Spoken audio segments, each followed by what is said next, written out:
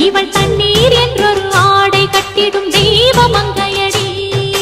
தையம் தீயம் தக்கு சீயம் தக்கு தையம் தீயம் தக்கு சீயம் தக்கு தையம் தீயம் தக்கு சீயம் தக்கு தையம் தீயம் தக்கு